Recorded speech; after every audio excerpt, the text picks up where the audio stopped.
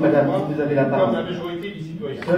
Cette contre-réforme, le but était à la situation actuelle de la démocratie, tous les salariés privés au métier de la fonction publique avec une baisse des pensions et une diminution des seuls les droits. critères travail Nos organisations syndicales, largement majoritaires, sont opposées à la régression sociale que le gouvernement souhaite mettre en œuvre. environ cela Mais pour autant, nous ne défendons pas le statut quo.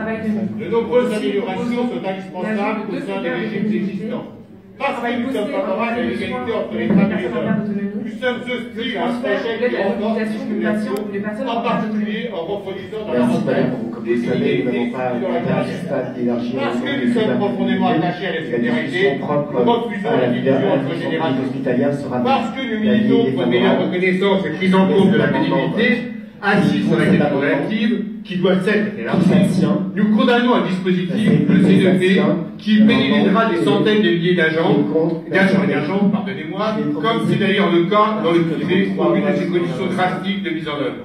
Parce que les augmentations générales de salaire sont justes socialement et économiquement, et qu'il n'y a pas de bonne retraite avec de mauvaises rémunérations, nous revendiquons le dégel immédiat de la valeur du point, d'indice et l'octroi de points uniformes. Parce que créer des emplois statutaires, cela améliore la qualité du service public pour les usagers, cela participe de la lutte contre la précarité et le chômage, et cela permet d'accroître les recettes en matière de retraite, nous exigeons des créations dans les nombreux secteurs qui en ont besoin.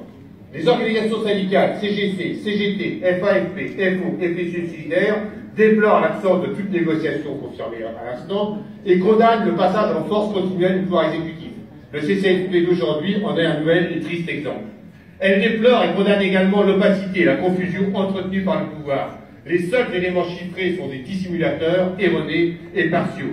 C'est bien le président et le gouvernement, et vous, monsieur Dussopt, qui portent seuls l'entière responsabilité du blocage actuel. Nous sommes solidaires des nombreux secteurs dans l'action contre un projet de loi qu'il faut plus que jamais retirer. Nos organisations syndicales continueront de porter leurs légitimes revendications et de s'inscrire dans les mobilisations leur permettant d'être entendues.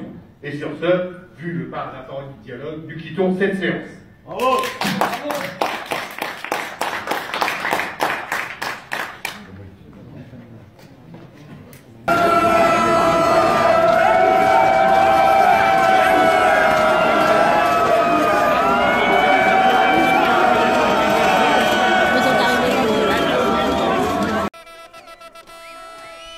Aujourd'hui, à l'heure que se tient donc, le Conseil commun de la fonction publique examine le projet de loi régressif et ultra-minoritaire sur le projet de loi retraite. Donc, les agents de la fonction publique avec leur intersyndicale ont organisé cette action surprise, une action symbolique donc, de dépôt des outils de travail devant le ministère. Action réussie, il y a beaucoup de monde, il y a beaucoup de secteurs représentés. Pour les égoutiers, sa conséquence, c'est qu'on perd la catégorie active en tant que fonctionnaire et notre régime d'insalubrité, qui nous octroyait une bonification de 10 ans sur l'âge légal du départ à la retraite. Donc au bout de 32 annuités, un égoutier pouvait partir à la retraite. S'il était rentré à 23 ans, il pouvait partir à 55 ans. Parce qu'après une carrière aux égouts, je peux vous dire qu'on est usé. Moralement, physiquement, on est atteint par des maladies. Et les études le prouvent. 17 ans d'espérance de vie par rapport à la moyenne nationale, ce n'est pas des chiffres inventés. Alors il y a eu une réunion hier sur la pénibilité à laquelle nous avons fait le choix de ne pas participer puisque le périmètre de la réunion est complètement cadenassé de ce que l'on en sait, puisque d'autres organisations y ont participé. Il n'y a absolument aucun élément nouveau. Sur la pénibilité, nous avons demandé à ce que la catégorie active soit maintenue, mais qu'elle soit améliorée, évidemment. Il faut pas. Donc, on a fait des propositions. On a demandé que 15 critères soient définis et pris en compte pour assurer la reconnaissance de la pénibilité pour le plus grand monde. On a proposé qu'une fois définis ces critères et reconnus, ils soient attribués par corps et par statut et pas individuellement, car la CGT n'est pas favorable à une logique individuelle de retraite. Donc c'est tout cet ensemble qu'on a proposé. On a proposé de remettre en place une cessation progressive et un congé de fin d'activité pour les agents de la fonction publique. Voilà, tout ça nous l'avons écrit, mais encore une fois, objectivement, sans le rapport de force, rien ne sera pris en compte par nos adversaires.